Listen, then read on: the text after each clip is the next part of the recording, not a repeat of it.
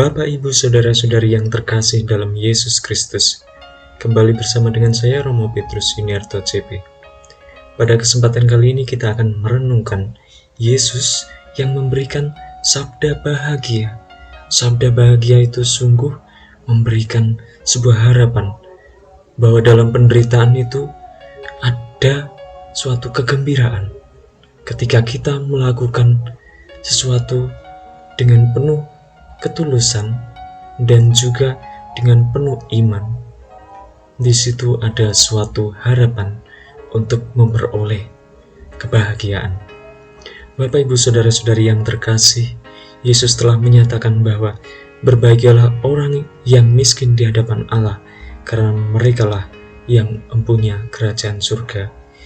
Miskin dalam arti ini bahwa ketika kita mengalami kemiskinan karena memperjuangkan kebenaran, yaitu didasarkan oleh Kristus, maka tindakan-tindakan kita yang tidak mencari keuntungan dari pekerjaan kita, dari sebuah cita-cita kita, itu akan mendapatkan rahmat berlimpah, yaitu berupa kebahagiaan abadi di surga.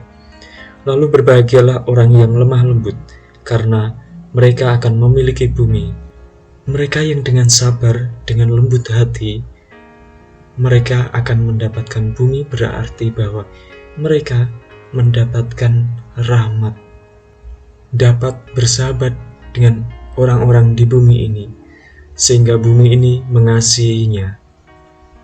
Lalu berbahagialah orang yang lapar dan haus akan kebenaran, karena mereka akan dipuaskan.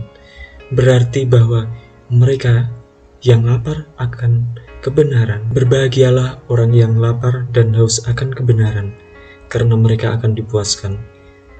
Ini berarti bahwa ketika kita lapar dan haus akan kebenaran yang didasarkan oleh Kristus, bahwa kebenaran ada di dalam Kristus, bahwa melalui kasih-Nya kita menggali lebih dalam,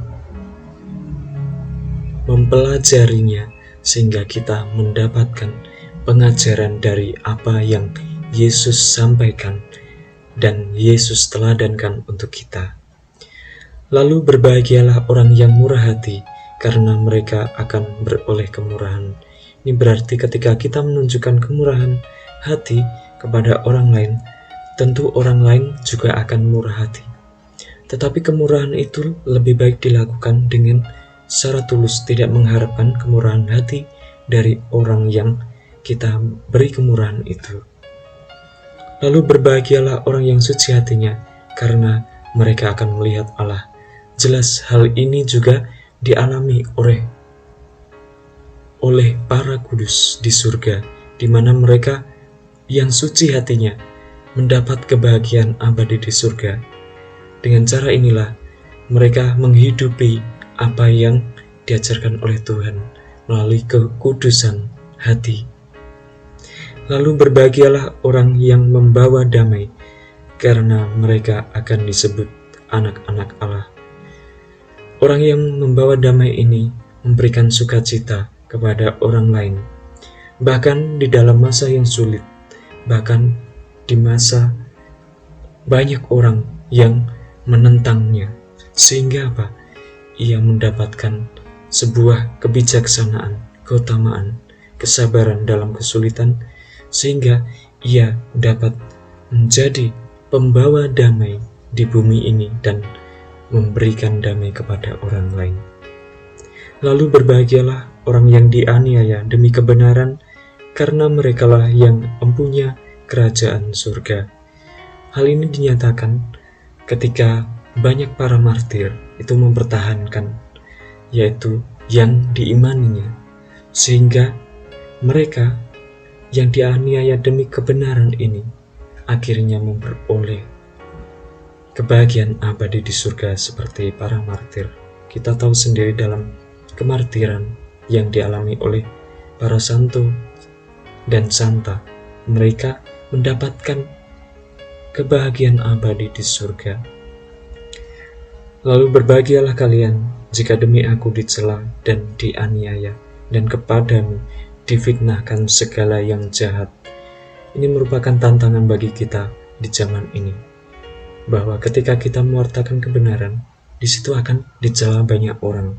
Bahkan ketika kita hanya mewartakan kebaikan tanpa didasarkan Kristus, masih banyak yang dicela, apalagi didasarkan oleh Kristus. Pasti banyak yang mencela, tetapi kita berharap dan berjuang untuk membawa kebenaran ini, mewartakan iman kepada Kristus, sehingga Kristus diwartakan dengan penuh keyakinan walaupun banyak tantangan, dan disitulah nantinya akan mendapatkan kelimpahan rahmat. Bapak, Ibu, saudara-saudari yang terkasih, bersukacita dan bergembira ini mengapa ada di balik penderitaan? Karena kita melihat penderitaan Kristus. Dengan demikian, kita dikuatkan, karena ketika kita menyatukan diri dengan penderitaan Kristus, kita akan memperoleh kebahagiaan. Karena apa? Tahan uji, kesabaran, itu akan membuahkan keutamaan, yaitu berupa kebahagiaan abadi di surga. Semoga dalam kehidupan kita selalu disemangati untuk menjalankan iman yang penuh dengan kebahagiaan. Karena apa? Di balik yang menderita pasti ada harapan, karena didasarkan oleh Kristus sendiri.